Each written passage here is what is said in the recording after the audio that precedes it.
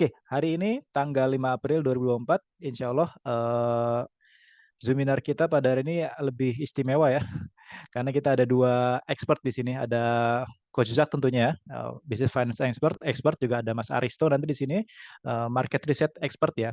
Nah, topik kita pada hari ini adalah lokasi menentukan profitability, ya, pentingnya riset aset untuk bisnis bercabang. Ini kayak inget-inget masa-masa kuliah dan SMA nih ya, lokasi menentukan profitability. Mungkin nanti yang ngebahas lokasinya, risetnya dan segala macam tentunya Mas Aristo ya, yang memang expert di riset market ya. Dan nanti profitability, nanti juga kita bakal bicara banyak dengan Coach Zak gitu. Oke, sebelumnya saya izin perkenalkan narasumber kita pada hari ini. Yang pertama ada Mas Aristo. Sebentar saya geser gambarnya dulu. Ini ketutupan saya jadinya. Oke, narasumber kita yang pertama ada Mas Aristo Labare. Beliau seperti saya sebutkan tadi market research expert. Pengalaman beliau research eksekutif di Research Internasional, research konsultan di Spar Research, brand konsultan di Mitsubishi UFG Research and Consulting. Beliau juga research manager, pernah juga research manager di Kantar Millward Brown, Associate Director di Cadence International, Associate Director di North Star International, dan Research Director di BDRC Asia. Dan saat ini Mas Aristo masih aktif sebagai Managing Director di Clove Research and Marketing Analytics. Oke, alhamdulillah udah ada di sini. Assalamualaikum Mas Aristo. Ya, Waalaikumsalam Mas Bayu. Apa kabar? Sehat, alhamdulillah. Ketemu lagi kita nih. Iya. Baru minggu kemarin kita ngobrol-ngobrol ya. Oh iya, baru minggu lalu ya. Baru habis itu kan waktu terakhir itu bahas ini Mas ya. Podcast ya, podcast Ya, sama pas Coach podcast Zak ya, ya. ya. Saya ke tempatnya Kang Yusak ya. Oke, sehat Mas Aristo. Sehat, Alhamdulillah, Alhamdulillah. Siap, siap. Oke, ini kita sambil nunggu Coach Zak, kita ngobrol-ngobrol sebentar Mas Aristo ya. Kita perkenalkan dulu. Saya Monggo. lanjutkan dulu nih ke Coach Zak dulu nih. Nah, oke, teman-teman, berikutnya tentunya narasumber kita ada sebentar. Kok nggak mau gerak nih ya. Oke, ada Coach Zak tentunya ya. Beliau saat ini masih aktif sebagai, oh sorry maaf, sudah former di CEO Serasa Food, dan tentunya beliau CEO dan founder dari Ilmu Keuangan, co-founder dari SS Venture Capital. Beliau juga founder Smart Financial Map Program, business advisor di beberapa company. Beliau juga salah satu international certified financial modeler and valuation analyst. Dan saat ini Coach Jack juga masih aktif sebagai financial expert di Foodies, financial expert di BSID, dan mengajar di beberapa university. Nah, ini sekali lagi informasi buat teman-teman, insya Allah ilmu keuangan pada tanggal 27 2 bulan April setelah Lebaran ya, akhir bulan ini 27 dan 20 bulan April, kita mengadakan workshop ya Smart Financial Map, insya Allah di Hilton Hotel Bandung.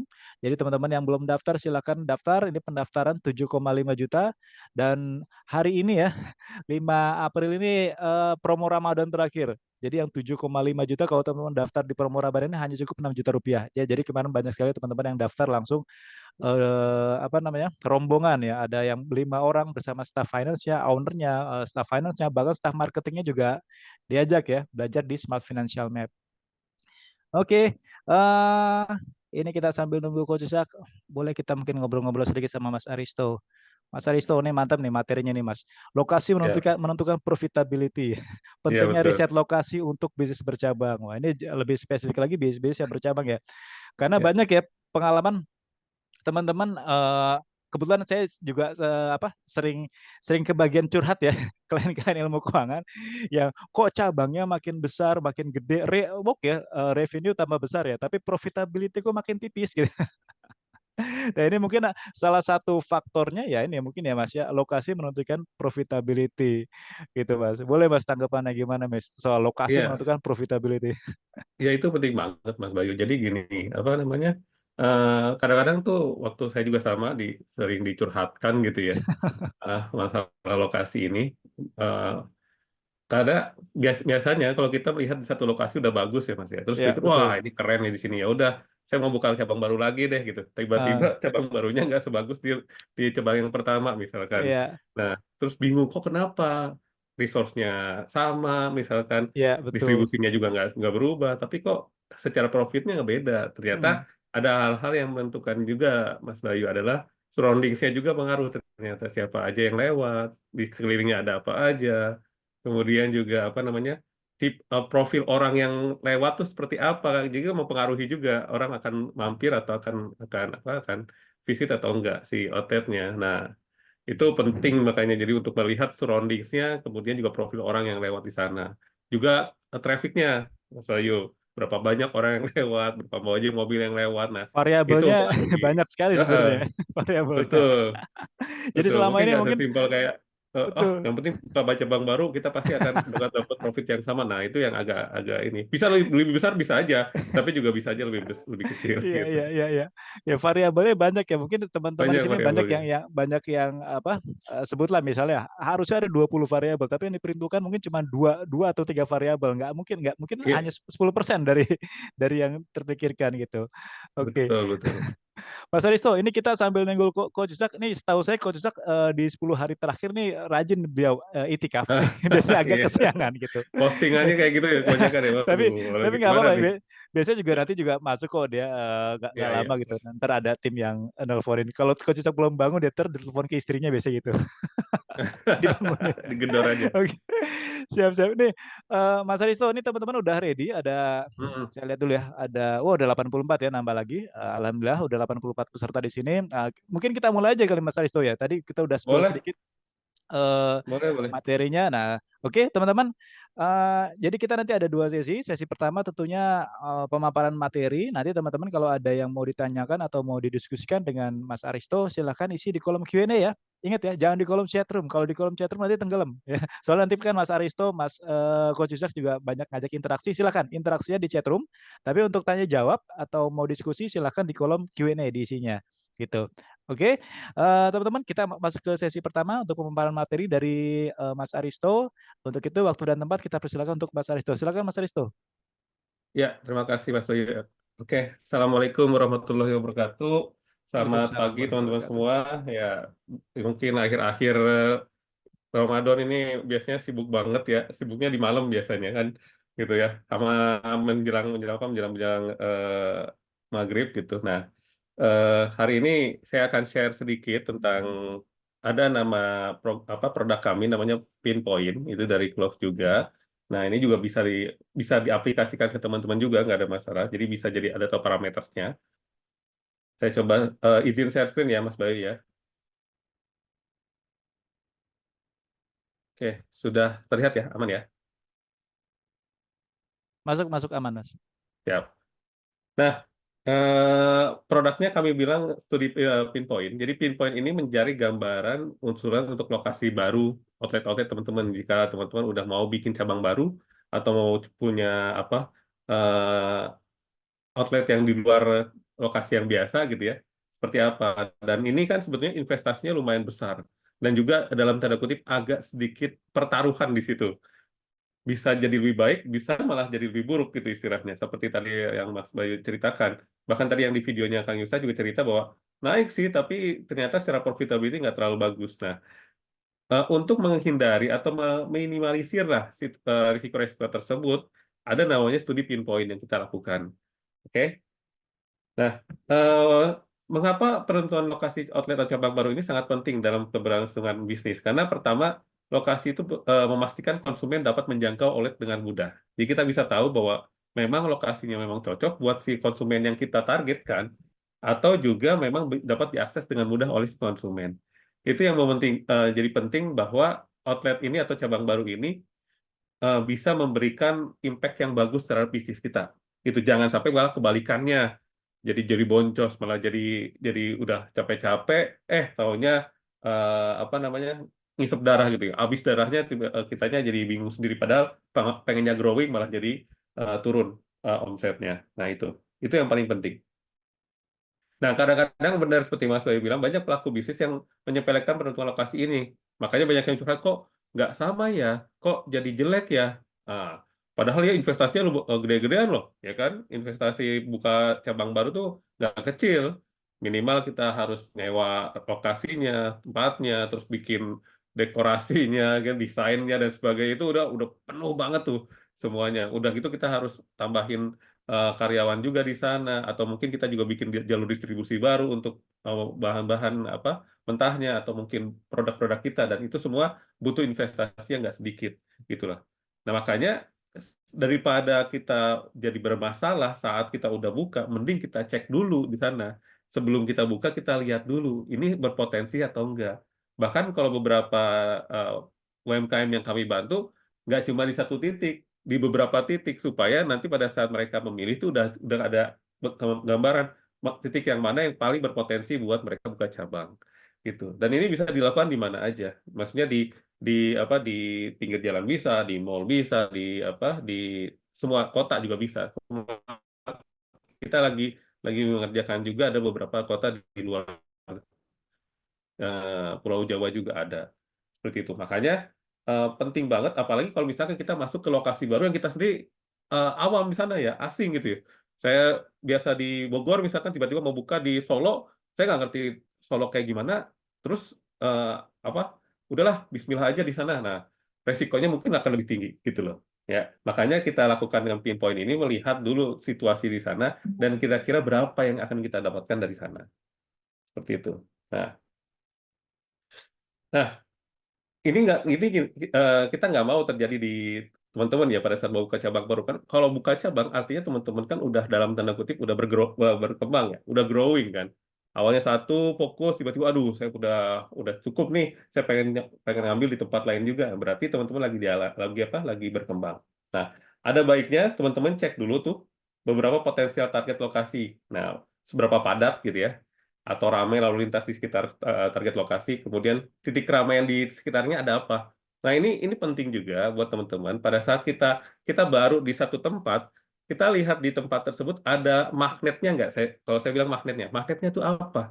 Bisa mungkin apa namanya sekolah, atau mungkin juga ada perkantoran, atau mungkin juga ada minimarket gitu yang orang sering datang ke sana gitu, sehingga kita memanfaatkan magnet ini, deket magnetnya, jadi orang-orang banyak yang lewat di sana gitu. Kemudian juga kita harus lihat profil konsumen di sekitar target tersebut, cocok atau enggak dengan target konsumen kita. Kalau cocok, alhamdulillah pakai di situ. Tapi kalau nggak cocok, misalkan kita targetkan ke ibu-ibu tapi sekelilingnya banyaknya kantoran, atau sekelilingnya banyaknya sekolah, sebetulnya nggak cocok jadinya. Orang yang lewat anak sekolah sama pegawai kantor, padahal kita mau jualan sama ibu-ibu misalkan. Gitu. Nah, itu juga menjadi salah satu pertimbangan pada saat teman-teman akan memutuskan di mana cabang barunya akan dipakai. Atau mungkin cabang pertama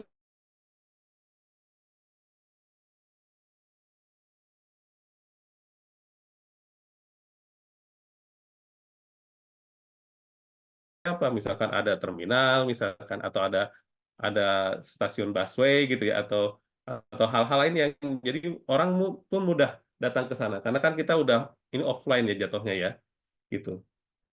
Yang berikutnya adalah apakah ada atau berapa banyak kompetitor dari produk sejenis di target lokasi kita. Jangan-jangan kita misalkan punya punya bisnis bakery, terus kita buka di situ, taunya di sana ada yang lebih besar.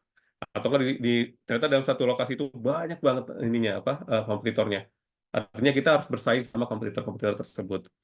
Dan kemudian yang terakhir adalah seperti apa kebiasaan para target konsumen di sekitar lokasi. Itu juga kita bisa lihat. Kalau misalkan memang sesuai dengan kebiasaannya, pasti toko kita akan dikunjungi. Nah, gitu. Nah, terus gimana dong caranya untuk tahu seberapa besar potensi usulan lokasi outlet baru ini? Nah, ini yang kita kita lakukan. Jadi sebelum kita menentukan kira-kira di mana lokasinya, ada satu produk yang kita kembangkan namanya pinpoint gitu ya. Ini ada teorinya kok, nggak ada masalah. Dan itu udah dilakukan oleh beberapa korporasi yang sudah kita bantu. Oke. Nah, apa saja sih yang didapatkan dari pinpoint ini? Pertama, informasi traffic lalu lintas di sekitar lokasi. Jadi di lokasi itu ada apa? Seberapa banyak orang yang lewat, ada yang jalan kaki, ada yang naik motor, ada yang naik mobil, ada yang naik transportasi umum. Kita cek berapa banyak yang lewat. Kita cek di dua hari, hari pertama yang di weekday, hari kedua yang di weekend. Karena kan biasanya trafficnya beda ya. Kalau daerah perkantoran ramainya di weekday, di weekend kosong. Nah, kita akan cek dua-duanya. Apakah cocok nih dengan target kita. Kalau misalkan kita targetnya perkantoran, berarti memang weekday-nya akan lebih ramai daripada weekend. Kemudian profil lokasi orang, profil orang yang lewat lokasi. Itu juga penting. Kemudian alasan mereka mengunjungi sekitar lokasi. Misalkan dia melewati lokasi itu karena apa? Mau sekolah kah, mau ke kampus kah, atau mau belanja kah, dan sebagainya. Itu kita bisa cek. Ya. Kemudian juga hal apa yang orang ingat saat lewat lokasi. Jadi mereka lihat apa aja, mereka apa yang mereka ingat ke sana, dan tujuan utamanya mereka ke sana apa. Informasi sarana umum. Jadi di sana ada apa? Ada tempat ibadah kah, ada tempat, ada terminal kah yang tadi saya ceritakan, dan terakhir ada informasi kepadatan rumahnya. Jadi rumahnya seberapa padat. Jadi kita kita tahu sekelilingnya itu, surroundingnya itu seberapa banyak orang di sana dan dalam satu area seperti itu. Nah, ini yang kita dapatkan sehingga pada saat kita menghitung kira-kira potensinya atau besarannya berapa yang kita dapatkan di lokasi tersebut, itu dihitung dari parameter-parameter ini, begitu. Nah, caranya gimana? Caranya yang kita lakukan ada 3 tahap. Satu ada traffic counting. Traffic counting itu menghitung eh, berapa banyak yang lewat, ya kan? Data tentang lalu lintas di sekitaran lokasi. Jadi nanti kalau misalkan teman-teman mau lakukan, coba seharian ya, seharian 8 jam lah, cukup lah. Jangan pas puasa ya. Kalau pas puasa mungkin nggak kuat pengen minum ya. Nanti aja pas habis lebaran, stay di sana, gitu ya. Stay di sana selama 8 jam. Kemudian catat berapa banyak yang lewat. Atau enggak yang paling mudah, aduh mas, males catatnya, rekam aja. Pakai apa? Pakai kita rekam pakai handphone atau gimana untuk ngelihat 1 jamnya berapa banyak yang lewat, gitu ya. Kita lihat di beberapa jam yang memang agak rame dan jam agak sepi, gitu. Nah, saya sarankan dilakukan di satu weekday, satu weekend untuk jadi pembanding. Kalau di weekend tuh kayak gimana, kalau di weekday kayak gimana. Nah, nanti kita bikin secara simulasi semuanya dalam 1 minggu. Berarti yang tadi kita lakukan di hari kerja itu dikali 5, karena ada 5 hari kerja kan. Kalau untuk yang weekend itu dikali 2, nanti dijumlah. Nah, dapatlah semuanya traffic dalam 1 minggu. Kalau misalkan mau teman-teman mau bikin 1 bulan, dikali 4 aja. Jadi udah ketahuan lah kira-kira berapa banyak sih orang yang lewat di sana. Gitu. Nah, kemudian itu dilakukan 2 hari seperti yang saya sarankan tadi ya, traffic counting. Yang kedua, kita lakukan namanya point of interest. Ya bahasanya POI kalau kita bilang, atau observasi. Nah, observasi ini adalah merekam aktivitas spesifik di area itu. Radiusnya 3 kilometer sampai 5 kilometer. Gitu, untuk melihat surroundingsnya ada apa aja sih. Di sekitaran titiknya itu ada apa aja. Gitu ya. Nah, kita bisa lakukan secara apa? Mungkin teman-teman kalau misalkan ada waktu atau misalnya minta tolong orang lain untuk jalan deh, muter, ngambil menghitung kira-kira ada perkantoran, ada berapa, ada eh, toko, kios, berapa banyak, dan sebagainya. Itu biasanya 2 hari cukup sih, muter-muter di sana. Kemudian juga kita menghitung jumlah aspek sekitar lokasi. Nggak harus precise ya, nggak harus persis ya, tapi kita bisa memprediksi aja kira-kira ada berapa. Itu. Tapi kalau misalkan teman-teman mau pakai software, ada software ya khusus. Nanti lihatnya ada geospasial untuk satu titik gitu ya. Itu juga kita kita pakai soalnya. Nah, di situ juga kita jangan lupa untuk merekam atau memetakan tingkat persaingannya. Jadi melihat bisnis-bisnis yang ada di sana. Apalagi kalau kita ada pesaing langsung, kompetitor langsung. Misalkan bakery ya pesaingnya ya bakery lagi. Tapi pesaing tidak langsung bisa nggak? Bisa. Bakery pesaingnya sama siapa? Mungkin sama minimarket, Alfamart ya sekarang juga jual roti kan ya. Gitu. Nah itu pesaing tidak langsung karena secara bisnisnya sebetulnya nggak di bakery, tapi dia jual sesuatu yang memang bersinggungan sama produk kita, gitu. Ya. Nah, selain itu kita lihat di kompetitor itu adalah aktivitas promosinya mereka. Apakah mereka punya banner atau apakah mereka punya spanduk dan sebagainya untuk melihat, oh berarti nanti kalau misalkan kita mau bersaing sama mereka, gini caranya, gitu. Ya, satu traffic counting, dua point of interest sama observasi, dan ketiga terakhir ada past ban interview. Nah ini juga punya peran penting karena kita menginterview orang yang lewat. Jadi nanti ada orang lagi lewat, kita ajak ngobrol, kita tanya-tanya sedikit sama mereka. Salah satu pertanyaan pentingnya adalah, Bu, Pak, jika misalkan ini bakery ya supaya gampang ya, jika di sini nanti ada toko bakery, seberapa mungkin Anda mau mengunjungi toko tersebut gitu. Nah, supaya kita lihat walaupun orang lewat kan belum tentu mau mau visit ya, mau mengunjungi. Makanya kita tanyakan sama mereka potensinya itu berapa persen mereka akan mengunjungi outlet kita, sehingga kita tahu bahwa di sini tempat yang tepat, di sini tempat yang kurang tepat, seperti itu. Nah, siapa sih yang kita interview? Jadi jangan semua orang yang lewat di interview, teman-teman. interviewlah memang yang sesuai dengan target grupnya kita. Targetnya kita siapa? Nah, ini saya contoh aja. Misalkan target kita laki-laki perempuan 25-55, SES-nya, SES itu adalah standar economic status ya, menengah ke atas, dan orang yang lewat, kemudian jumlah sampel minimal yang kita biasa pakai ada 35. Gitu. 35 orang yang lewat cukup. Mau lebih silakan, lebih lebih banyak lebih bagus sih kalau kalau secara research ya, secara studi lebih baik lebih banyak lebih baik. Tapi 35 aja sudah cukup, udah dilihat aja. Nanti kita interview, kalau misalkan teman-teman punya gambaran kira-kira desain outletnya seperti apa, bagus tuh. Jadi di print aja, dikasih lihat ke orang yang lewat. Bu, Pak, kalau di sini nanti ada outlet seperti ini, kira-kira kemungkinan Bapak untuk visit berapa persen? Gitu. Sekaligus kita tanyakan juga kebiasaan dia ke produknya. Misalkan kalau bakery tadi, saya tanya sama mereka seberapa sering beli roti, biasanya beli di mana, budgetnya berapa, dan sebagainya. Supaya kita tahu kira-kira mereka kalau mampir, berapa uang yang akan dikeluarkan oleh mereka di tempat kita. Sehingga kita tahu potensinya seberapa besar. Gitu. Nah, itu itu tahap-tahap yang kita lakukan. Nah, contoh outputnya kayak gimana? Nah, ini contohnya nih. Misalkan ini teman-teman juga bisa lihat lewat apa? Lewat Google Map juga bisa. Ada software khususnya juga ya. Itu beberapa nanti di-share aja geospasial untuk apa? Traffic apa? POI, Point of Interest. Nanti teman-teman bisa googling gitu ya. Nah, kita bisa lihat di sana ada perumahan siapa aja di satu perumahan itu berapa jumlah kepala keluarga dan sebagainya. Itu bisa kelihatan. Oke, nah ini prediksi aja, nggak usah detail nggak apa-apa. Yang penting kita tahu, oh ada perumahan, ada 1, 2, 3, 4, 5, 6 perumahan ya. Jumlah keluarnya sekitar ada 300-an orang. Oke, berarti memang yang akan lewat kemungkinan besar adalah orang-orang yang memang berkeluarga. Kalau nggak misalkan ibunya lagi mau ke pasar, oh bapaknya lagi mau jalan-jalan, anaknya lagi lewat mau ke kampus atau ke sekolah. Nah, seperti itu. Nah, terus identifikasi juga kepada tempat duduk sekitar lokasi, gitu. Ya, kita lihat oh yang padat di mana, yang kurang di mana, sehingga kita tahu aksesnya terhadap lokasi tersebut itu bagus atau enggak. Nah, ini yang kita dapatkan. Jadi kita minta satu orang di sana waktu itu untuk berjaga selama 2 hari. Contohnya adalah, oh pejalan kaki ada 1.587 dalam 1 minggu, gitu ya. Di weekdays 1.300, di weekend 192, jadi sedikit di weekendnya. Nah, 7% aja. Kemudian vehicle-nya kayak gimana?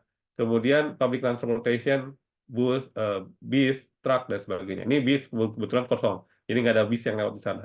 Jadi kita tahu, oh oke, lebih banyak orang-orang yang pakai kendaraan roda dua. Oke, fine.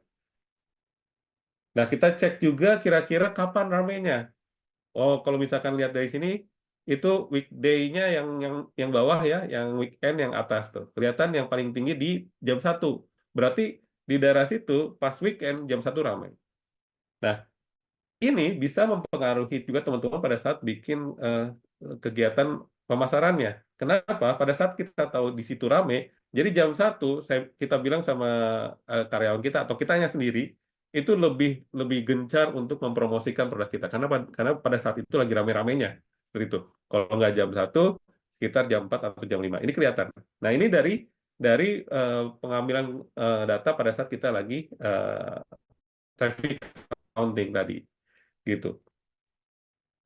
Nah, kemudian juga kita interview sama mereka, kita tanya sama si orang-orang yang lewat. Pertama adalah, atau Bapak dari mana? Gitu. Oh, saya 80% ternyata dari rumah.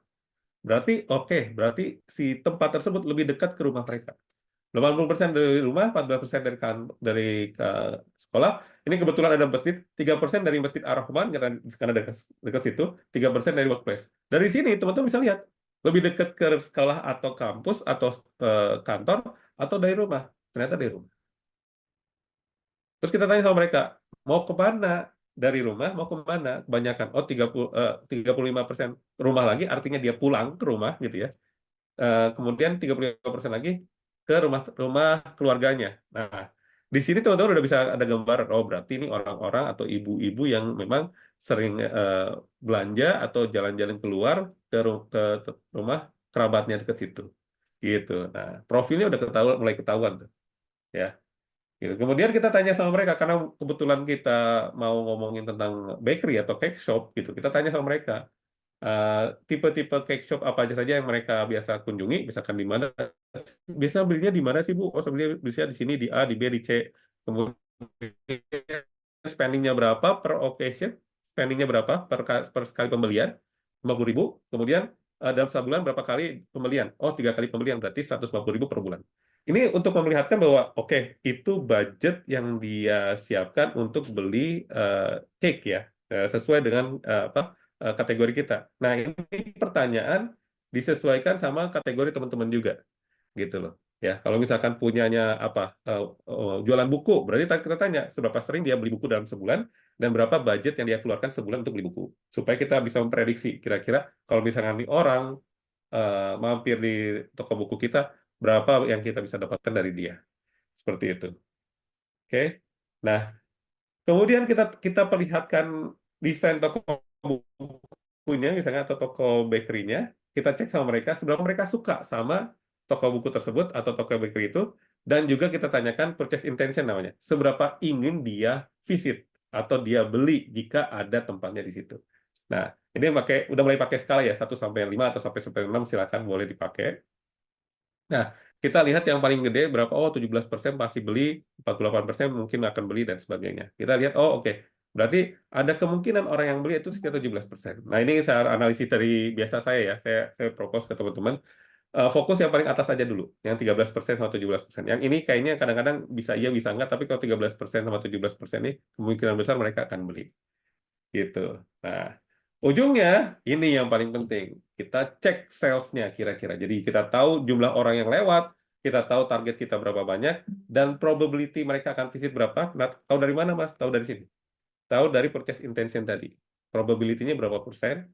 Kemudian kemudian kita lihat purchase intention-nya, frekuensi per week spending, di jumlah-jumlah dapatlah sekitar 130 juta per bulan. Nah, di sini teman-teman bisa langsung ngambil keputusan. Misalkan gini, cabang pertama saya rata-rata 150 juta per bulan. Berarti kan kita berharap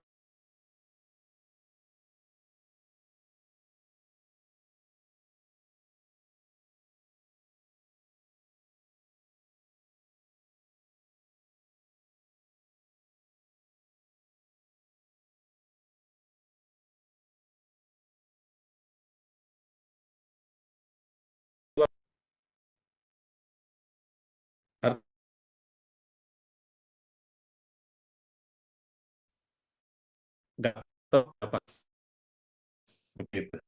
Iya. Oke, aman ya, aman ya. Siap. Oke. Nah, itu kali Mas Bayu. Jadi beberapa ada korporasi yang udah pernah kita bantu, Mas Bayu. Ada Amokex, ada Mitra 10, Auto 2000, Shell, KFC, dan sebagainya. Itu yang udah pernah kita bantu pakai pinpoint ini. Jadi silakan teman-teman pakai caranya. Ini salah satu success story-nya adalah si Amokex. Karena akhirnya mereka bikin 30 cabang. Dan semuanya alhamdulillah sukses. Gitu. Seperti itu sih secara keseluruhan ya, Mas. Jadi Ma- memang Mas Aristo. pengambilan keputusan di sana karena apa namanya, investasi untuk buka cabang itu kan bisa bisa puluhan atau sampai ratusan juta ya. Jadi sayang kalau misalkan kita tidak melihat dulu situasi di sana. Karena pada saat bikin ini pun bikin studi ini nggak menyampai ratusan juta juga sih. Gitu. Oke, paling itu dulu kali ya Mas Bayu. Siap, siap Mas Aristo. Walaupun sempat keputus tadi sedikit ya. Monggo, monggo. Kalau ada Di sesi tanya jawab kah atau gimana? Ada tentunya Mas Aristo. Mas Aristo. Tadi di Oh, ujung-ujung siap, mungkin siap. 1 menit terakhir tadi sempat hilang, tapi nggak apa-apa nih. Kita sambil nunggu Coach Yusak, boleh teman-teman kalau ada yang mau ditanyakan terkait Boleh. materi kita pada hari ini, pemaparan dari Mas Aristo, boleh nih didiskusikan di kolom Q&A. Tadi ada yang bilang, Pak bisa diulang nggak tuh yang terakhir? Ditanya ulang lagi aja nggak apa-apa yang terakhir ya. Di bagian yang mana nih? Yang mana Silahkan ya yang di terakhir? iya tadi. Silahkan di kolom Q&A ya teman-teman sekalian. Gitu. Oke, jadi luar biasa nih Mas. Ternyata banyak sekali variabelnya. Jadi kita selama ini kan kalau mau buka cabang pilihannya cuma satu aja. Yang penting rame gitu ya. Ternyata banyak Iya, variabel-variabel lain.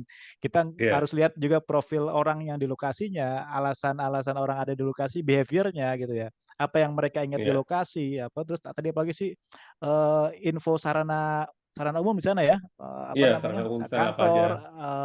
kantor, terusnya juga tadi kalau Mas Aristo bilang magnet orang untuk kumpulnya, ada kantor, ada sekolah, ada masjid, ada tempat ibadah ya. Itu termasuk Iya, data residence dan juga semuanya juga di pinpoint tadi butuh tahapan ya, ada 3 tahapan tadi ya Mas Aristo ya untuk mendapatkan data iya. yang valid gitu. Oke teman-teman silakan isi di kolom Q&A. Nah kita tunggu dulu sampai sampai pertanyaan lumayan agak banyak ya. Kita batasin dulu beberapa dulu, maksimal 10 dulu mungkin ya. Nah nanti sambil nunggu Q&A nih Mas, mungkin ada informasi Mas Aristo buat teman-teman kalau yang mau engage sama Clove ya, pengen tanya-tanya lagi, pengen engage lagi, pengen konsultasi sama sama tim Clove kemana nih Mas? Oke, mungkin bisa DM kita juga sih ya ke Hmm. @cloveresearch ini ya, Oh iya, @cloveresearch. nah Untuk boleh si Mas apa? diketik Untuk ya. uh, Siap-siap. sama kalau ikut yang saya tuh ini biasanya nggak cuma tentang buka cabang doang sih, Mas Boy. Ada beberapa hal Ya yang kita juga keseluruhan ya, ya betul. kita juga kemarin kalau misalkan Kang Isak tuh paling suka tuh kalau ngomongin PSM tuh, price PSM, sensitivity ya ya. measurement tuh dia suka kalau ngomongin tentang harga berapa sih yang cocok. Nah itu juga Ah, memang bisa ada risetnya gitu. Nah monggo di follow aja atau monggo di DM juga, nanti kita ada tim juga akan follow up ya gitu. siap, siap, siap. Oke, ini pertanyaan kita batasin dulu Mas Aristo ya sampai 10. Biasanya Boleh, kalau monggo kalau monggo kalau nggak dibatasin bisa-bisa sampai ini nih, kelewat soal sholat sampai Jumatan ya. sampai zuhur. Kita batasin dulu 10. Eh, Jumatan kita nih lewat Jumatan sekarang kan. untuk ini Mas, Clove dalam waktu dekat ini apa Mas? Ada kegiatan apa Mas? Ada workshop kah atau apa dalam waktu Ya, dekat ini? kita biasanya ada intens program gitu, Mas. Hmm. Tiap tiap tiap 2 minggu sekali kita ada intens program untuk riset-riset produk gitu. Kita lagi 3 minggu ini adalah untuk launching produk baru, Mas. Oh, Jadi kita lihat mantap. dari harganya, dari produknya. Kalau misalkan kuliner berarti rasanya. Kemudian juga after launchingnya, ya post launch lah kalau kita bilang gitu. Mantap, mantap. Investigasi udah oke atau belum, kenapa orang nggak beli dan sebagainya. Itu 3 minggu intens tuh kita, ya 3 kali pertemuan dalam 1,5 bulan gitu, 2 minggu sekali soalnya, Oke, gitu. siap. Teman-teman Itu kalau mau rutin sih, ya, Mas Bayu. teman-teman kalau mau tanya lebih lanjut lagi silakan DM di Instagramnya Clove ya, atau Ya, mungkin monggo. Instagram Mas Aristo juga boleh mungkin Mas ya, DM langsung kalau mau tanya-tanya silakan. Boleh, boleh, siapa aja. Ya, Itu nggak ada masalah. Nanti siap, nyampe siap, kok. siap. Oke, Mas Aristo ini udah ada 10 pertanyaan, kita batasin dulu 10 mungkin ya. Ini tentunya Siap. pasti semuanya terkait dengan materi kita Pak Derin ya. Ya, Ini ada 10 pertanyaan, mau saya bacakan atau gimana nih Mas? Enaknya Mas? boleh, boleh, boleh dibacakan biar Oke, sama ini ya. siap. Nah, ini pertanyaan pertama dari Pak Denny Ramdhani ya. Nah, saya punya bangunan persis di pertigaan masuk pasar dan terminal dan tempat naik turun penumpang dari angkot. Apa yang cocok untuk usaha di lokasi tersebut? Magnetnya pasar, terminal, sekolah SMP, masjid dan masjid besar kecamatan ya. Ya. Itu Mas. Ini kayaknya baru mau buka usaha nih Mas. Oh iya, iya, Gimana iya. menurut Nah, Mas Aristo ya? deket pasar sama terminal ya. Oke. Ya, Nah, sebetulnya kita harus cek pertama adalah di sekitarannya ada siapa aja, ada apa aja. Usahakan memang sesuatu yang belum ada, Mas, di situ. ya, Ya, ya, ya kan di pasar Pertima kan banyak toko juga di sana ya. Ada betul. toko kuliner, ada toko elektronik mungkin, ada toko yang lain. Nah, Pak Denny harus cek juga sekelilingnya ada apa aja tuh di situ. Sekelilingnya ada apa aja dan cari yang tidak ada justru. Hmm. Ya, Cari yang tidak ada. Eh, Salah satu contohnya ya yang kita lakukan adalah, jadi Pak Denny bikin list semua produk-produk yang Pak Denny yang bisa jual. Bikin list aja. Misalkan makanan, misalkan snack, makanan basah, gorengan, atau kalau misalkan elektronik, TV, kemudian juga apa namanya AC dan sebagainya, ditulis semuanya, gitu ya, ditulis semuanya. Kemudian dikasih ke orang-orang yang lewat. Nanti dia, Pak, kalau misalkan Bapak itu biasanya beli beli beli produk ini dalam 1 bulan yang mana aja? Nanti dia tik, oh yang ini. Nah, cari yang paling banyak. Berarti itu potensi pasarnya ada di situ. Gitu. Tapi ya nanti Pak Denny juga harus melihat kompetitornya ada nggak di sana, kompetisinya kuat nggak di sana betul, gitu. betul. Seperti itu. Iya. Jadi kalau misalkan di antara pasar dan terminal justru saya agak bingung karena di situ pasti banyak toko Betul. tuh. Kan. Karena Tokonya saya nggak tahu apa aja di sana. magnet keramaian Heeh. juga magnet kompetitor tentunya kan Mas Aristo. Betul, betul. Kalau udah ada magnet semua ikut pasti di situ nongkrongnya. Iya, Makanya saya lihat, apalagi pada ini kelebihannya adalah belum menentukan produknya apa, iya sehingga kita bisa betul. tahu, oh kurangnya apa nih. Contoh Hmm. waktu itu saya, ini pengalaman saya. Waktu itu saya lagi mau bikin apa, mau bungkus kado nih ke apa buat buat anak saya kan. Terus nyari, ih kok nggak ada bungkus kado di sekitaran sini. Nah di situ dalam pikiran kayak, wah keren juga nih kalau tuh ada ada tempat bisa bantuin bungkus kado. Nah Iya, iya. itu potensi pasar tuh sebetulnya. Makanya kita liatin dulu nih, kira-kira kita bisa apa aja, terus kasih lihat ke orang yang lewat, mereka tertarik nggak beli atau apa, eh, cocok nggak dengan produk-produk yang kita tawarkan gitu. Nah, paling banyak itu yang kita akan pakai. Gitu sih. Oke. 35 orang tapi Mas Bayu, minimal jangan 2 orang. Kalau 2 orang Ya, kebetulan tidak aja itu sih. mewakili. Nggak wakili betul. Ya. Oke, ini ada lagi Ya. pertanyaan yang kedua ya. Aplikasinya pakai apa? Tadi toolsnya coach. Mungkin tadi yang Ada Skills itu namanya ya. Ya. eh apa ya sebentar ya. Bentar, lokasi namanya kalau nggak salah. Namanya lokasi. Sebentar. Dari ini sih, apa nama perusahaannya tuh Bivarta. Itu yang kita pakai gitu. Kebetulan teman saya juga, jadi silakan kalau mau pakai bagus kok. Saya ini saya rekomendasikan. Lokasi kalau namanya lokasi kalau nggak salah. Lokasi. Oke, oke. Siap, Mm-mm. siap. Oke, ini ada lagi Mas Aristo. Kita ini dulu Mas Aristo ya, tiga dulu mungkin ya. Ini Coach Zak udah masuk. Ini yang Boleh nanti kita boleh lanjut lagi ya. boleh. Ada Pak Joni. Ya Kak aman. mau tanya untuk mengukur data tersebut apakah cukup dalam seminggu atau butuh 1 bulan ya gitu. Ininya bukan Oh, waktunya ya. Ya. cukup seminggu, nggak lama itu, nggak lama. Ya, ya, ya. Pokoknya ambil satu sampel di satu weekend, satu sampel di satu weekday, udah cukup. Nggak perlu apa, nggak perlu setiap hari gitu. Nggak perlu. Jadi kalau yang weekday tinggal dikali 5, yang di weekend dikali 2, terus jumlahin. Nah, itu 1 minggu tuh, dapat Ya, kan ya. kita. Heeh, gitu. Karena Jadi nggak udah harus 1 bulan sih, nggak. ya karena udah Seminggu cukup. mewakili di minggu kedua ketiganya sama tentunya nanti kan Sama, gitu. nggak Oke. akan jauh beda sih pasti. Betul, Karena kan betul, betul. itu kan apa orang-orang yang lewat, orang-orang yang rutin ya kan. Jadi Betul, ya, minggu ya. berikutnya juga ya ke kampus ya begitu juga sama. Cuma Betul, betul. jangan pas lagi ini puasa atau lagi Lebaran karena itu Kondisi tertentu. situasinya beda. Betul. Situasinya nggak Apalagi mewakili. apalagi ngerisetnya pas lagi pandemi. Ya beda lagi dong. Iya, pas lagi pandemi ya salah tepat. Beda lagi. Bener gitu. Jadi Oke. usahakan seminggu cukup, nggak harus lama kok. Siap, siap. Oke, Mas Aristo, kita tahan tiga dulu ya. Ini alhamdulillah udah masuk Coach Zak di Monggo. sini. Assalamualaikum Coach Zak. Waalaikumsalam warahmatullahi wabarakatuh. Baik tuh enggak. Waalaikumsalam. Yang kesiangan habis itikaf nih kayaknya nih. Iya nih. Ya, Nih ya, tikafnya ya. khusyuk banget kayaknya. Coach, ini kita udah berjalan 1 jam lebih kayaknya sih tadi. Tadi kita nunggu coach tapi udah kita lanjut tanya jawab dulu aja. Kita cicil ini dulu apa diskusi dari teman-teman gitu ya tadi sebelum coach masuk. Nah ini alhamdulillah pemaparan materi udah selesai bahkan udah sampai Q&A baru 3 pertanyaan sih ya belum kita selesaikan gitu. Nah ini tentu terkait dengan topik kita pada hari ini ya. Apa tadi posisi menentukan profitability ya tadi ya Ya, lokasi. materinya luar biasa kayak zaman kuliah ya. Oke, coach udah ready coach untuk pemaparan materi selanjutnya oleh coach Zak. Insya Allah, insya Allah. Oke, siap. Oke, teman-teman, ini kita masuk materi kedua, pemaparan tentunya oleh Coach Yusak ya. Ya, ini berarti sekarang kita konekin ya dari lokasi tadi ke profitability dan tentunya yang memaparkan nanti seorang expert finance ya, Coach Yusak gitu ya. Oke, Coach Yusak, waktu dan tempat kita persilakan untuk Coach Yusak. Silakan, Coach. Oke, oke, bentar ya, siapin ya.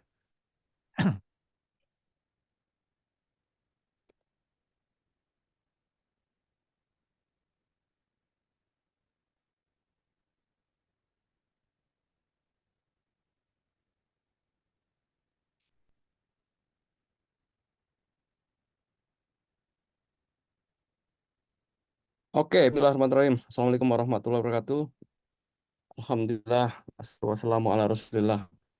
Oke, teman-teman, sorry saya telat join karena ya biasalah kita eh apa itikaf ya semalam ya gitu sampai tidur mungkin baru 5:30 kali ya, jam 5 lewat lah baru bisa istirahat. Ntar malam juga gaspol. Oke, teman, kayak jadi tadi Mas Aristo gitu ya, kebetulan ilmu keuangan dengan Clove kita berkolaborasi ya, berhubung gitu ya, dan ilmu keuangan Clove juga part of ya, itu bagian dari keluarga ilmu keuangan. Kita punya semangat yang sama untuk bisa membantu UKM atau bisnis-bisnis lokal bisa bertumbuh dengan besar, dikelola secara profesional gitu ya, dibuatkan strategi dengan data dan segala macam ya, sehingga perusahaan itu jadi tumbuh dan sustain. Nah, itu goalnya teman-teman. Nah, materi saya sedikit ini relate ya dengan materinya Mas Aristo gitu ya, terkait masalah penjualan. Kita ngomongin kita ngomongin uang, kalau nggak ada penjualan nggak usah ngomongin uang gitu. Jadi no no no omset no bisnis lah, kira-kira kayak gitu ya. Jadi omset adalah salah satu, omset atau penjualan atau sales itu adalah variabel yang sangat-sangat penting di dalam bisnis. Kalau kita nggak bisa mengelola penjualan, ya Anda nggak bisa mengelola keuangan, nggak bisa mengelola bisnis. Nah, jadi apa namanya, penting buat kita untuk melakukan analisa-analisa penjualan. Terkait judulnya malam hari ini, ya masalah posisi menentukan profitability. Nah, saya mau kasih data aja ya. Ini datanya keuangan. Ya, ini data keuangan. Tadi Mas Aristo mungkin udah sampaikan juga data marketnya. Nah, ini data keuangan hasilnya berdasarkan analisa penjualan. Jadi dampak dari kita kurang melakukan market research itu akan terlihat nantinya dalam analisa penjualan. Ya, walaupun analisa penjualan bukan satu-satunya ya data yang kita analisa untuk mengambil strategi, tapi biasanya kurang dalam melakukan market research itu akan tercermin dari nanti analisa penjualan. Ada perusahaan yang nambah cabang, pengennya nambah untung malah makin rugi. Ya banyak yang kayak gini ya. Jadi cabangnya makin banyak tapi makin makin rugi. Pengennya nambah untung tapi makin rugi. Ya, so kita harus bisa analisa nih ya, keuangan kalau kita analisisnya bercabang-cabang apapun.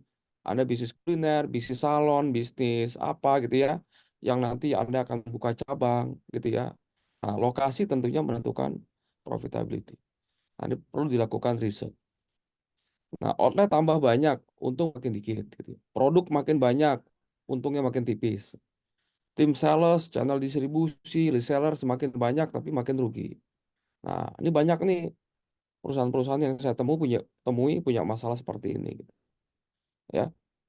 Nah, poinnya gini, teman-teman. Di bisnis itu satu tambah satu tentu hasilnya dua. Anda punya produk satu ditambah satu produk lagi, belum tentu hasilnya jadi dua. Ya. Hasilnya bisa jadi 100, bisa minus gitu.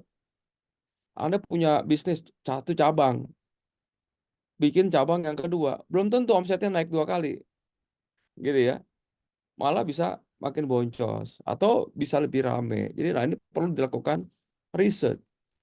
Kalau teman-teman tanya ya ke beberapa perusahaan yang pernah saya bantu, sebelum saya ngebantuin bisnis yang lebih dalam, yang saya lakukan adalah saya minta perusahaan itu melakukan market research, customer research, gitu loh. Kenapa? Karena ini berkaitan sama variabel yang penting di dalam bisnis dan keuangan, yaitu apa? Omset, ya, itu berkaitan. Dan omset adalah variabel keuangan yang faktor eksternalnya lebih banyak. Banyak faktor yang kita tidak bisa pengaruhi. Beda dengan profit. Kalau untuk bisa membuat perusahaan itu profit, 90% semuanya bisa kita pengaruhi. Tapi kalau omset, Anda nggak banyak bisa pengaruhi. Ya, artinya apa? Omset itu berhubungan dengan customer, dan customer itu orang lain. Jadi untuk membuat mereka membeli produk kita, dia customer itu punya banyak sekali alasan, punya sekali reason, ya, kenapa dia harus pilih produk kita di antara banyak sekali produknya. Gitu ya teman-teman ya. Nah, jadi ini menjadi challenge ya kita untuk memahami gitu ya tentang customer. Ya, jadi banyak faktor ya di revenue atau di omset yang kita tidak bisa pengaruhi. Nah, sebelum masuk ke sini ya, saya coba sharing di sini nih.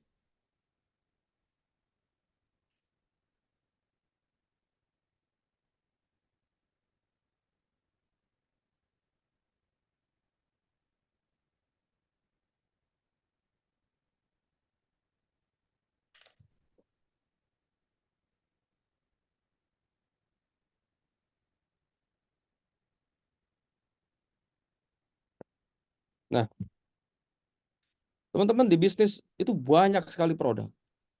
Di luar sana tuh banyak sekali produk. Banyak produk yang seperti Anda punya. Anda punya bisnis nggak sendirian. Ada kompetitor, gitu ya. Ada orang lain, ada brand lain, ketemu di pasar gitu. Nah, pertanyaan yang mesti Anda jawab adalah why? Why do people choose your product kan gitu kan? Kenapa gua harus mampir ke restoran ini? Kenapa gua harus mampir ke salon ini? Kenapa gua harus membelinya di sini? Itu kenapa? Kenapa harus produk ini yang customer pilih? Ini penting sekali, teman-teman. Ya, ini penting sekali. Ya, saya kalau memperbaiki bisnis yang saya perbaiki pasti omsetnya dulu. Saya akan gali dalam tentang omset. Ya, karena nggak ada variabel itu bermasalah, semuanya bermasalah. Ya, omset adalah variabel keuangan yang kalau itu sakit semuanya sakit. Ya, kalau misalkan ada perusahaan yang profitnya sakit, belum tentu semuanya sakit. Ya, tapi kalau omsetnya bermasalah, profitability pasti bermasalah, cash flow pasti bermasalah. Apalagi valuasi perusahaan udah pasti bermasalah. Jadi kalau kita ngomongin bisnis objektif, udah pasti bermasalah semua kalau omset bermasalah. Tapi kalau misalkan cash flow bermasalah, belum tentu semuanya bermasalah. Ya. Kalau profit perusahaan jelek, belum tentu semuanya jelek. Ya, jadi tapi kalau omset jelek, semuanya udah pasti jelek. Nah, jadi omset itu menjadi hal yang paling penting di dalam bisnis. Berkaitan dengan sumber revenue utama namanya. Kita tahu misalkan yang namanya uang itu dapatnya bisa dari banyak pintu, tapi omset adalah sumber revenue paling utama dan paling penting. Maka saya bilang no omset, no business. Nah, berkaitan dengan omset, berhubungan dengan penjualan, berhubungan dengan customer, berhubungan dengan market, saya pikir terlalu bahaya kalau kita tidak mengetahui apa yang sebenarnya customer inginkan. Bahaya. Ya kita harus cari tahu why. Why customer choose your product? Why? Kan gitu kan. Nah, jadi bagaimana memahami isi kepalanya customer? Nanti perlu dilakukan customer research, market research. Kenapa? Saya ada satu perusahaan ya, yang saya bantu ya, apotek saya sebut aja, cabangnya banyak. Cabangnya sekarang sih mungkin udah lebih dari 30 kali ya. Waktu itu saya bantuin kalau nggak salah cabangnya masih 9 atau 11 saya lupa. Dia bilang gini, Coach, minta tolong. Coach, tolongin dong. Ini kok profit perusahaan kok turun terus gitu. Profit perusahaan turun terus. Loh, emang berapa? Saya tanya. Dia bilang sekarang cuma 4%. Emang harusnya berapa? Biasanya saya tuh 9%, 11%. Oh gitu, turun ya. Ya, oke. Akhirnya saya bantu perusahaan itu, ya. Lalu saya analisa keuangannya. Saya analisa penjualannya, saya analisa per inventorinya, segala macam, saya analisa semuanya. Begitu saya analisa, saya melihat hal yang janggal. Pertama ada perubahan days of inventory namanya. Kalau di keuangan Anda tahu DOI ya, days of inventory. Jumlah hari persediaan jadi tinggi. Ya. Naik 2 kali lipat, 3 kali lipat. Lalu juga OPEX, beban operasional juga naik. Ya, signifikan. Lalu saya lihat juga belanja modal, CAPEX juga naik. Loh, cash flow udah mulai seret. Profit udah mulai tipis. Lalu saya cari tahu, ini apa yang you lakukan di bulan ini tahun segini, saya tanya gitu. Apa yang dilakukan? Karena saya lihat di situ ada kejanggalan-kejanggalan. Dia bilang begini, teman-teman. Oh iya Mas, ini ya coach katanya. Saya waktu itu merubah positioning. Oke. Apa yang dirubah gitu, positioning. Jadi waktu itu dia ikut kelas branding. Saya nggak menyalahkan kelas brandingnya, enggak. Tapi pemahaman dia terhadap positioning itu yang salah. Jadi dia belajar di kelas branding itu, dia menangkap bahwa dia apotik yang dia punya ini harus punya pembeda dibanding kompetitornya. Gitu ya. Nah, itu yang dia dapat, itu dia tangkap. Maka setelah dia pulang dari kelas itu, dia mencari nih apa yang beda. Apotik apa bedanya gitu. Sama-sama jual obat. Nah, akhirnya dia mengambil satu positioning menjadi apotik terlengkap, ya, menjadi apotik terlengkap. Karena menurut dia kompetitornya nggak lengkap. Apa yang terjadi? Kalau dia pengen menjadi apotik terlengkap, karyawannya banyak atau dikit? Produknya, inventorinya banyak atau enggak? Rukonya satu pintu atau dua pintu? Ya, warehouse-nya besar atau kecil? Nah, semuanya naik semua tuh. Ya, akhirnya begitu surat ini jadi biang kerok saya. Ini biang kerok karena dia merubah positioning. Terus saya bilang, Bu, kalau punya ibu-ibu ya, kenapa ngambil positioning itu? Karena yang lain nggak lengkap. Kita pengen jadi yang terlengkap. Saya bilang, bukan itu. Emang customer maunya apa? Akhirnya apa? Waktu itu saya belum kenal Clove ya. Saya kirim kuesioner sederhana, ya, riset kuantitatif sederhana lah. Coba Bu, ini sebar ke kuesioner ke apa namanya? Saya kasih dia apa namanya? Penjaga tokonya tuh ya. Penjaga tokonya tuh sebar ke semua cabangnya. Coba tanya ke customernya, ya. Kasih bonus lah, kasih apa gitu ya. Kalau dia mau jawab, dikasih giveaway apa. Oke, begitu dapat hasil kuesionernya dari sekitar 200-an lah responden, tidak ada satupun yang bilang mereka beli obat di apotek itu karena ini lengkap, nggak ada. Ya walaupun itu belum memenuhi standar riset, tapi saya udah dapat tahu loh. Akhirnya saya lakukan juga waktu itu kualitatif riset. Saya panggil ya sekitar 5 orang customernya. Saya tanya, apa yang membuat ibu beli obat di sini? Yang pertama udah langganan. Yang kedua lokasinya pinggir jalan. Yang ketiga ada parkirnya. Yang keempat layanannya ramah. Itu yang saya tangkap tuh.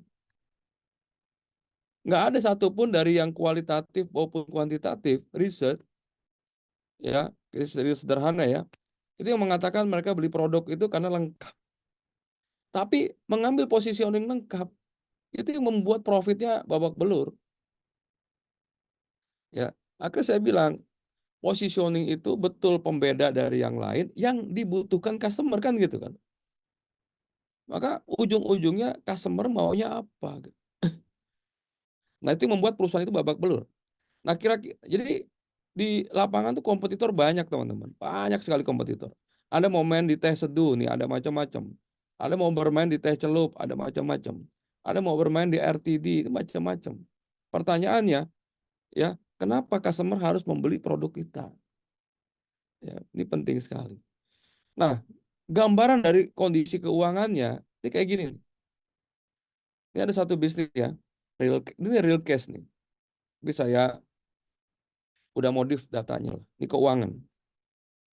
Ini perusahaan tahun 2020 omsetnya 12 miliar, 2021 19 miliar, 2022 25 miliar. Tumbuh. Gross profitnya juga tumbuh, beban operasional juga tumbuh, EBITDA tumbuh, laba bersih juga tumbuh. Jumlah toko tumbuh 10, 23, 30.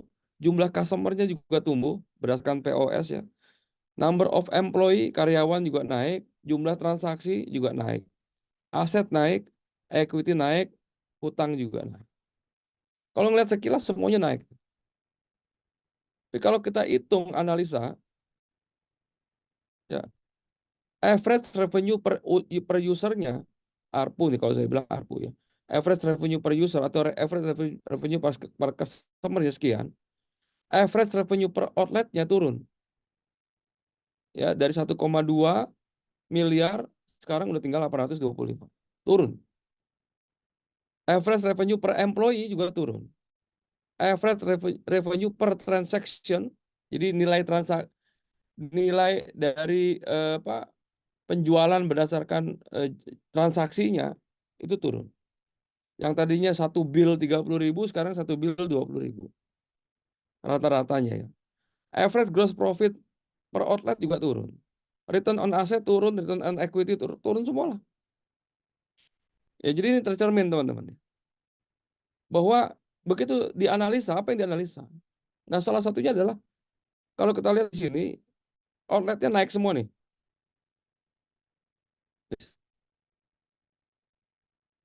Ya, perusahaan naik outlet nih, dari outletnya 10 sekarang 30. Nah, ternyata biang keroknya ada di sini.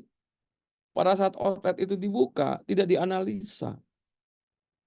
Gitu. Akhirnya apa? Ada outlet yang bagus, ada outlet yang kurang bagus.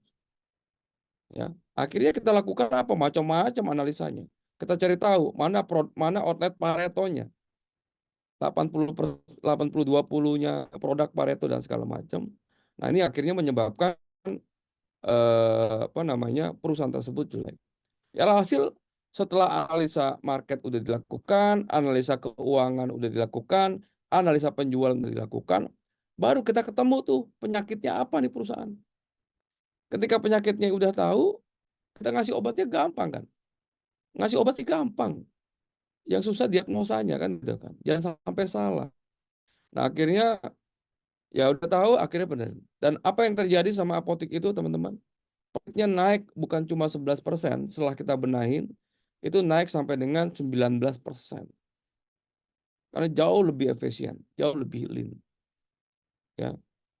Nah, itu mungkin poin yang ingin saya sampaikan ya teman-teman ya, bahwa lokasi menentukan profitability. Dan ini fakta. Itu fakta. Ya, jadi itulah perlu yang namanya pentingnya customer insight, ya market research, ya, karena berkaitan dengan nanti output dari bisnis yang teman-teman harapkan. Itu mungkin Mbak ya, singkat ya materi dari saya. Tentunya teman-teman boleh belajar di tempat yang lain gitu ya. Boleh ketemu sama saya di SFM untuk analisa penjualan lebih dalam gitu. Gitu ya, lebih dalam sehingga kita tahu nih yang mana yang kita harus kembangkan, yang mana yang kita mesti matiin, yang mana mesti kita perbaiki. Oke, itu mungkin baik. Terima kasih. Kalau ada pertanyaan silakan. Assalamualaikum warahmatullahi wabarakatuh. Waalaikumsalam warahmatullahi wabarakatuh. Oke. Ya, teman-teman, ini kita udah masuk sesi kedua ya untuk sesi tanya jawab. Boleh Pak Robert di open dulu ya kolom Q&A buat teman-teman yang mau diskusi dengan Coach Yusak terkait dengan 5 pertanyaan terakhir mungkin ya. Ini kita fokusnya di finance-nya, di keuangan bersama Coach Yusak, tentunya terkait dengan topik kita pada hari ini ya. Oke, teman-teman, sekali lagi saya informasikan, insya Allah pada tanggal 27 dan 28 April nanti, setelah Lebaran nanti ya teman-teman ya, ini ada workshop dari ilmu keuangan, 2 hari belajar kaidah-kaidah pemahaman analisa keuangan, dan langsung praktek ya, membuat financial modeling untuk panduan finance perusahaan dalam membuat business plan. Jadi pastikan teman-teman daftar di kelas Smart Financial Map, dan ini masih promo Ramadan. Jadi pendaftaran 7,5 juta kalau teman-teman daftar di promo Ramadan yang tadinya sampai tanggal 31 Maret itu hanya 6 juta rupiah. Sekarang kita perpanjang nih sampai tanggal 5. Jadi hari ini terakhir. Jadi kalau teman-teman yang kemarin masih nunda daftar, ayo segera daftarkan timnya. Bareng-bareng lumayan, satu orang bisa hemat 1,5 juta ya. Kemarin juga ada yang daftar 5 orang, ya lumayan tuh. Daftar 5 orang berarti udah hemat berapa? Hemat 6 juta lebih ya. Jadi teman-teman kalau yang mau daftar kemarin menunda, ayo segera daftar. Hari ini terakhir promo Ramadannya 6 juta rupiah. Oke, sambil kita nunggu teman-teman isi pertanyaan di kolom Q&A yang tentunya terkait dengan topik kita pada hari ini. Ada video dari tim ilmu keuangan, yaitu highlight dari Smart Financial Map 1 menit.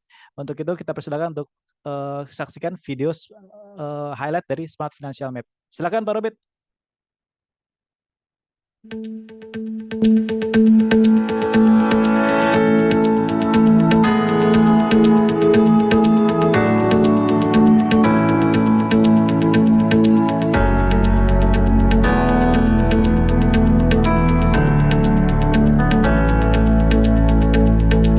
alasan apa sih yang membuat kita harus fokus ke revenue? Apa hal perusahaan-perusahaan yang membuat dia pengen ngejar revenue walaupun profitnya nggak bagus? Apa yang membuat dia mau berjuang untuk itu? Tadi kan bilang, ngapain omset gede, profit nggak ada, kerja bakti gitu. Tapi banyak nggak perusahaan yang kayak gitu? Banyak. Kenapa kira-kira? Oh gitu ya, ngapain omset gede, profitnya nggak ada gitu kan? Capek-capekin doang kan gitu ya? Kerja bakti. Kerja bakti. Ya. Gitu ya, yang lain alasannya gitu ya?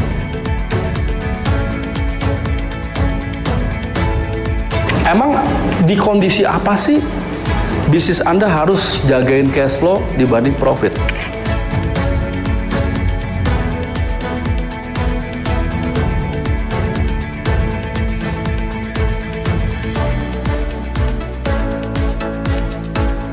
Ada juga perusahaan yang dia surplus tapi dia loss.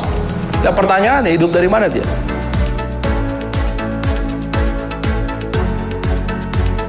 Banyak hal yang saya dapatkan di sini. Yang pertama dan yang paling utama adalah saya mendapatkan update bisnis, yakni driven business by finance. Alhamdulillah, ini ibaratnya seperti kayak ikut kuliah S2, tapi hanya dalam waktu 2 hari. Masya Allah. Acara ini seperti MBA 2 hari, itu betul.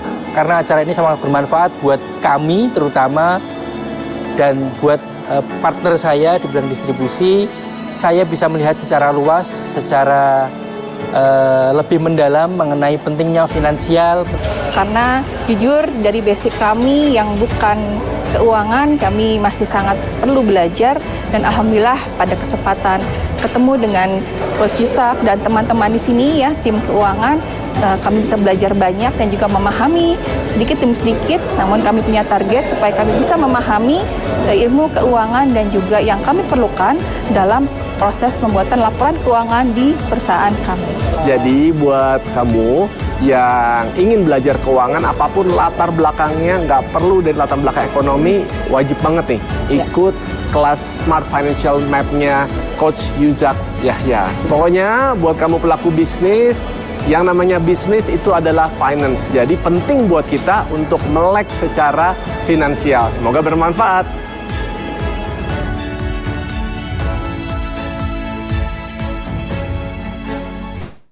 Oke, ayo teman-teman segera daftar di Smart Financial Map Batch 25 tanggal 27-28 April nanti, dan hari ini terakhir untuk pendaftaran promo Ramadan hanya 6 juta, hemat 1,5 juta rupiah gitu. Oke, Coach Yusak.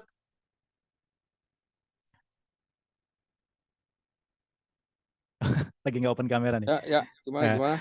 Coach, ini terkait dengan SFM nih Coach, batch 25 nih. Kan juga banyak kemarin teman-teman yang tanya ya, banyak materi baru lagi nggak sih? Soalnya kan banyak tuh teman-teman yang kemarin di kelas kita Ramadan kemarin tuh, itu banyak teman-teman dari batch awal-awal tuh, zaman-zaman pandemi gitu ya. Ini ada update tools baru kah atau apakah gitu? Kemarin banyak yang nanya, mungkin bisa dipaparkan di sini Coach. Dan juga buat teman-teman di sini yang baru pertama kali kenal dengan ilmu keuangan juga mungkin tanya, ini kita belajar apa aja ntar di kelas Smart Financial Map Coach? Boleh Coach ditanggapi Coach tuh. Pertanyaan mewakili pertanyaan teman-teman selama ini. Ya, oke. Smart Financial Map ini udah batch yang ke-25. Udah lebih mungkin insya Allah ya. Udah ribuan orang. Udah pengusaha mengikuti kelas ini ya, sejak kelas ini dibuka. Alhamdulillah gitu ya, banyak bisnis yang terbantu. Karena memang kita belajar keuangan yang bisa dipraktekin aja. Ya. Jadi teori ya sedikit lah. Ya kita bagaimana prakteknya, bagaimana bisa berimpact langsung terhadap bisnis. Ya, bagaimana kita menjaga cash flow, bagaimana naikin profit, ya bagaimana kita menganalisa omset, revenue, ya bagaimana kita ketemu investor, meningkatkan nilai valuasi perusahaan, ya atau dari segala macam itu dari A sampai Z belajar tentang business finance, gitu ya selama 2 hari. Dan apapun backgroundnya, kalau Anda pengusaha, Anda wajib belajar keuangan. Tadi udah disampaikan sama teman saya Mas Adrian ya, itu seperti itu memang. Ya, jadi banyak tools juga yang kita akan bagikan, yang tools yang bisa langsung digunakan, bisa langsung dipakai gitu ya, untuk bisnis teman-teman semua gitu. Ya, insya Allah tanggal 27-28 April ya, kalau teman-teman tertarik kita bisa silaturahmi nanti di di Bandung ya, di Hilton Bandung, insya Allah. Tiba ya.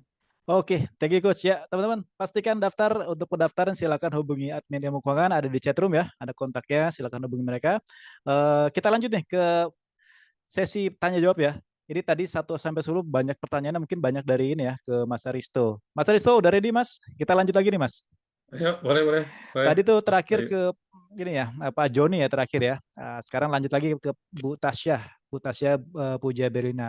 Izin Kak, jadi kesimpulannya selain penentuan lokasi, kita juga harus improve sales dalam marketingnya ya. Gimana nih Mas Aristo? Ya, jadi untuk yang yang tadi ada revenue omset per bulannya berapa kira-kira gitu kan ya. Ya. Nah, itu kalau memang marketingnya low. Jadi gini, pada saat saya tadi tulis ada 130 juta per bulan omsetnya, prediksi omset segitu, itu dengan less marketing activity gitu istilahnya. Jadi kalau misalkan ditambah marketing mungkin akan lebih naik lagi. Itu batas bawahnya lah dalam tanda kutip ya. Masanya ngambil dari kebiasaan konsumen belanja aja. Tapi kalau misalkan mungkin kita bikin kegiatan marketing itu bisa lebih tinggi. Itu aja sih. Gitu. Tapi setidaknya itu jadi kayak kalau misalkan batas bawahnya aja lebih rendah daripada apa yang kita prediksi, ya berarti kalau nggak marketingnya digejot atau kita cari titik lain aja. Seperti itu sih. Kebalikannya, kalau misalkan batas bawahnya ternyata udah melebihi apa yang kita ekspektasi, ya udah buka aja di situ, gitu kan? Karena dengan marketing akan lebih tinggi lagi omsetnya. Oke, siap. Cukup jelas ya Bu Tasya ya. Kita lanjut nih, Mas Aristo. Karena keterbatasan waktu kita agak ngebut ya. Pak Antoni Parwanto, boleh tolong diulang penjelasan pada slide the effect of sales karena suaranya sempat terputus. Tadi yang terakhir kayak ini Mas. Oh Sempat ya, yang terputus, terakhir ya. Ya. Oke, berarti saya share screen aja gitu ya Mas Bayu. Ya, boleh saya nih Mas. Nah ini ya, the effect on sales ya. Nah, oke, jadi ini perhitungannya gimana caranya untuk tiba-tiba kan, makanya si 3 segmen tadi itu penting banget karena satu menghitung kira-kira apa yang ada di sana, yang kedua probability-nya people untuk visit, sama terakhir spendingnya. Dari situ kita dapetin kira-kira value per month-nya berapa. Nah, seperti yang tadi Kak Gusak tadi cerita bahwa omset ini variabel yang tidak bisa yang independen lah kalau kita bilang ya, kalau bahasa statistik matematik independen variabel yang nggak bisa yang bebas dia, nggak bisa dikontrol. Makanya kita harus prediksi kira-kira berapa nih yang ada di pasar sekarang gitu. Ini perhitungan untuk secara ininya ya, secara detailnya. Nanti kalau makin banyak jumlah responden yang kita ambil, makin detail, makin bagus hasilnya. Gitu sih. Tapi untuk buka cabang, masa coba-coba, itu aja sih. Kan investasinya gede. Oke. Lanjut Mas ya, nih. Pak Soparudin. Dari sekian banyak variabel, kalau boleh kita skala prioritaskan, mana variabel yang harus sangat kita prioritaskan? Prioritaskan traffic sama profilnya responden. Profil orang yang lewat. Traffic itu paling penting. Jadi kan, walaupun surroundingnya sedikit, tapi trafficnya tinggi, bisa aja jadi bagus gitu. Tapi kalau misalkan dibilang apakah traffic cukup? Nggak cukup gitu loh istilahnya. Karena kan walaupun trafficnya ada, profilnya cocok, tapi keinginan untuk membelinya nggak ada, percuma gitu kan. Karena keinginan membeli ini justru yang paling krusial juga. Tiba-tiba orangnya lewat nggak ada yang tertarik untuk beli kan, percuma juga kita buka di sana gitu. Oke. Lanjut Mas ya. Budina Windiasari. Berapa budget yang harus kita siapkan untuk jasa Clove untuk menentukan pinpoint lokasi cabang? To the point sekali nih. Iya, boleh. Untuk kalau mau lebih detail kayaknya mending ngobrol langsung sih ya. Karena kan tergantung dari posisi juga. Misalkan situasinya di mana, kota apa, itu mempengaruhi harga juga. Gitu. Tapi yang pasti itu jauh lebih kecil daripada buka cabangnya sendiri. Iya, betul. Gitu. Jauh lebih kecil. Nggak nyampe 10% lah, nggak nyampe 10%-nya dari buka cabang di situ gitu. Dari budget buka cabangnya ya. Betul. Buka cabang. Karena saya juga pernah buka cabang, kerasa budgetnya gede banget, tapi ternyata kalau misalkan nggak sesuai dengan target, kasihan gitu. Gitu. Siap. Pak Mayano Herdu. Halo Pak, apakah ada variabel tertentu selain yang Bapak jelaskan di setiap lini bisnis tertentu, misalnya F&B spesifik coffee shop? Ya. Ada yang khusus nggak tuh Mas maksudnya? Ada sebetulnya. Ini memang yang saya share yang general supaya semua orang bisa pakai. Tapi kalau untuk F&B, untuk service, untuk otomotif, dia punya variabel-variabel khusus sendiri disesuaikan gitu loh. Makanya kita nanyanya ada namanya behavior-nya, behavior si Ya, ya. orang yang lewat gitu. Behavior ini untuk melihat secara customize ya, kira-kira Ya, ya. cocok dengan bisnis kita atau enggak, gitu aja sih. Oke, cukup jelas ya, Pasti ada. Pak Mayano. Oke, Pak Asrul Helmandi. Saya Andi, bisnis saya cetak undangan dan digital. Nah, Saat ini belum ada toko offline dan masih online. ya. Pinpoint saya sudah dapat gambaran. Seperti ramai banyak yang lewat, cuma saya lihat di situ belum ada percetakan melainkan fotokopi. Apakah menjadi lokasi strategi untuk buka toko offline? Thank you, Coach. Nah, itu. Ya, sebetulnya hal kayak gini harus ditanya sama orang yang udah ada di sana sih. Kok seperti yang saya Ya. tadi bilang, cegat aja 35 orang, tanya-tanya, kira-kira kalau saya buka toko cetak undangan di sini, kamu mau mampir nggak? Itu aja dulu. Minimal Itu aja. 35 tuh, Mas ya. 35 orang minimal. Mau 100 boleh, mau 200 boleh, tapi 35 itu minimal. Silahkan, ditanya aja. Karena lagi-lagi kita nggak tahu dalam pikiran orang itu seperti apa ya. Mungkin secara profil, mungkin ini cocok nih, harusnya mampir. Tapi needs-nya nggak ada, keinginannya nggak ada. Kan cetak undangan buat yang nikah ya, Pak? Ya, Iya, Mas ya? betul. Udah anak 4, terus mau cetak undangan buat siapa? Oke, lanjut lagi Mas Risto. Pak Idris Alfarizi. Coach, minta saran Coach untuk usaha kuliner, spesifiknya nasi goreng ya. Untuk buka cabang baru itu idealnya jarak berapa radius untuk cabang sebelumnya?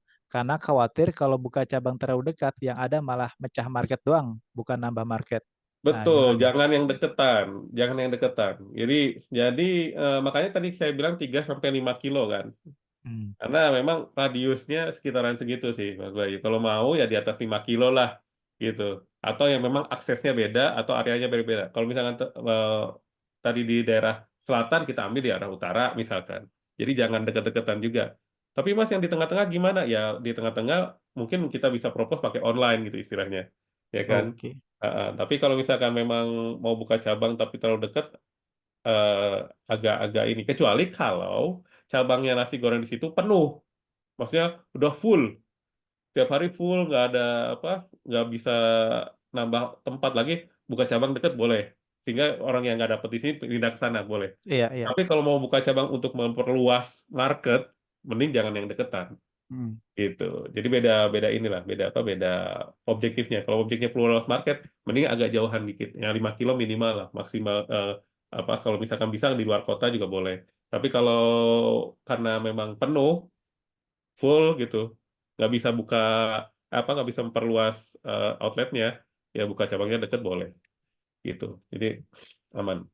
Oke, cukup jelas ya Pak Idris. Lanjut lagi, sebelum ke Coach Zak, lanjut lagi nih, yang terakhir dari buat Mas Aristo nih ya. Ada Pak Ya. Cornel nanya nih Mas. Selamat siang Coach, mau tanya apabila ingin membuka usaha dalam perumahan, apa saja yang perlu dibuat kuesionernya? Ya, kuesionernya pertama adalah dia mau pergi kemana dan kemana gitu ya, dan dari mana. Kedua, kemudian kita tanya sama dia misalkan kita punya bakery, kita tanya kebiasaan dia beli bakery di mana, berapa budgetnya, harganya berapa, kenapa beli di sana, gitu. Jadi itu harus ditanyain semuanya. Apalagi kalau ibu-ibu ya, ibu-ibu biasanya banyak alasan tuh kalau mau beli. Nah, minimal di situ. Sama kita tanya sama dia, kalau di sini ada toko baru dengan kayak gini gambarnya, misalkan ada gambarnya, udah ada desainnya seperti ini, kira-kira mau mampir nggak? Atau mau beli di toko roti di situ nggak? Gitu. Dengan harga segini mungkin kita kasih tahu, oh harganya lebih murah nih, sekitar beda berapa persen. Nah, itu sih yang paling penting. Jadi 4 pertanyaan itu ya tadi. Pergi Siap. kemana dan dari mana, Iya, iya. budgetnya berapa, kebiasaan dia beli roti di mana dan kenapa. Nah itu, dan kalau misalkan kita buka toko roti di sini, dia mau mampir atau enggak. Oke, cukup Gitu. jelas ya Pak Cornel ya. Oke, ini pertanyaan selanjutnya kayak udah ke Coach Zak nih. Coach, Ya, siap. ini 3 pertanyaan berikutnya ke Coach Zak nih. Coach Zak, udah ready Coach? Ini ada Pak Idris. Coach Zak izin bertanya, untuk usaha nasi goreng gerobakan, itu idealnya profit marginnya berapa persen Pak? Mengingat sekarang harga bahan baku juga naik hingga HPP sedikit sulit untuk ditekan. Waduh, idealnya berapa? Saya kurang paham tuh ketua nasi goreng. Ya, poinnya gini, memang tiap industri beda-beda ya. Tiap sektor itu punya profil profitability yang beda-beda ya. Tapi saya nggak tahu persis nasi goreng gimana gitu. Tapi kan poinnya gini, laba bersih itu kan dari mana sih? Omset dikurangi HPP dikurangin biaya-biaya operasional itu berapa gitu. Ya itu kira-kira berapa tuh? Kalau harga jualnya misalkan 20.000 per porsi ya, sehari laku 100, berarti omsetnya 2 juta. HPP-nya berapa per porsi? Dihitung. Misalkan per porsi HPP-nya 10.000, berarti kan 50%. Kan gitu kan. Nah, jadi mesti dihitung. Saya kurang tahu nasi goreng gimana profil. Saya kurang Nah, tahu. oke, lanjut lagi nih, Coach. Ini saya lagi nyaring. Ini kayaknya pertanyaannya buat dua-duanya nih ya. Ada Bu Anggi nih ya. Saya bekerja di lembaga pendidikan kedokteran kecantikan. Visi saya membantu integratif wellness healthcare system, estetik and anti-aging sejak 2009 sampai 2024. Saya ingin alumni bertumbuh dari data analisis tiap area, baik itu analisis finansial, analis tempat di 5 tahun ke depan. Apakah ada toolsnya? Ada yang datang untuk bekerja dan buka bisnis ataupun buka training centernya.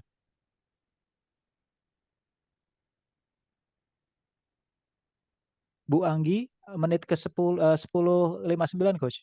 Ini kayaknya buat dua-duanya ya pertanyaannya ya. Toolsnya ya. Iya.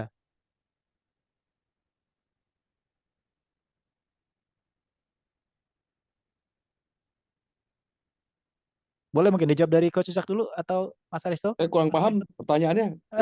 Sama sih itu. Mas Aristo gimana?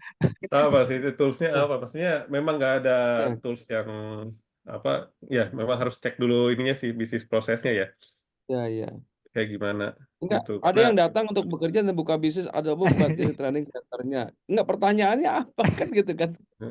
Ini kayak cuma menceritakan, jadi pertanyaannya apa? Saya ingin Oke. alumni bertumbuh dari tempat kerja. Apakah ada toolsnya? Oh ini, Apakah ada apakah toolsnya? Maksudnya itu, Coach. saya nggak tahu saya. Ada yang datang untuk bekerja dan buka bisnis atau bukan? Saya kurang paham sih ya. Toolsnya gitu. Oke, Bu Anggi mungkin bisa diketik ulang ya pertanyaannya apa nih ya di Iya, luar iya. kondisinya. Oke, Konteksnya kurang paham saya. oke. Ini ada lagi izin sekalian bertanya, Mas. Saya Miasa dari Apoteku Grup Bali. Penentuan presentasi probability visit bagaimana ya, Mas? Ini ke Mas Aristo kayaknya, Mas ya. iya. 10:54 ya. Probability visit Ya, tadi ya. ya, Iya. ya.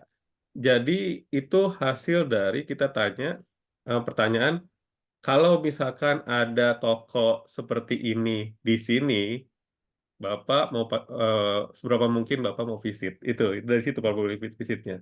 Makin besar probability-nya, makin besar juga chance kita buat dapetin potensial target di situ. Gitu. Nah, makanya yang saya bilang pakai desainnya, pakai apa? Pakai gambarnya. Jadi si orangnya bisa memperkirakan, oh nanti kayak gini ya situasi apa tempatnya, gitu sih. Oke.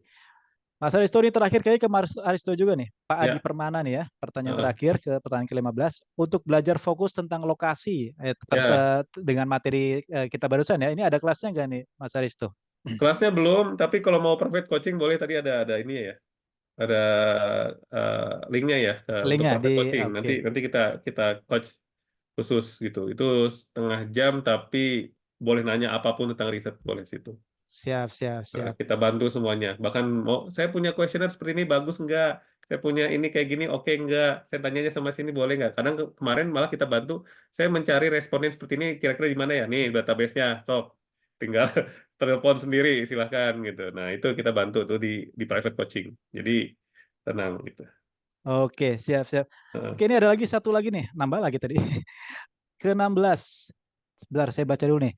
Coach, melanjutkan pertanyaan saya apabila ingin membuka usaha di dalam kompleks perumahan. Pertanyaannya, kuesioner yang cocok apabila belum tahu usaha apa yang ingin dibuka, budget untuk awal buka usaha dalam kompleks perumahan.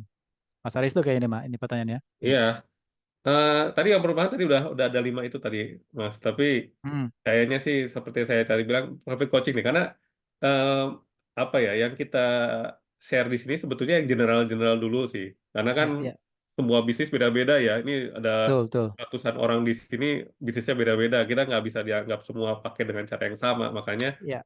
customize banget gitu. Tadi seperti yang Kang Yusak tadi bilang, susah kita untuk ngira-kira kayak gimana karena bisnisnya kita harus tahu dulu. Makanya better kita diskusi lebih panjang di apa di sesi yang berbeda lah gitu. Itu sih. Oke, alhamdulillah udah selesai nih.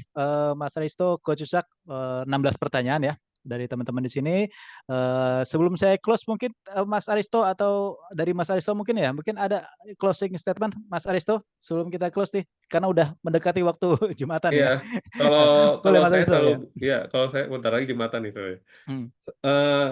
Itu penting banget cari cari tempat lokasi itu penting banget karena memang salah satu faktor important dari konsumen untuk mencari itu adalah akses kemudian juga apa namanya eh, keinginan mereka untuk mengunjungi atau enggak kayak gitu. Makanya jangan coba-coba lah.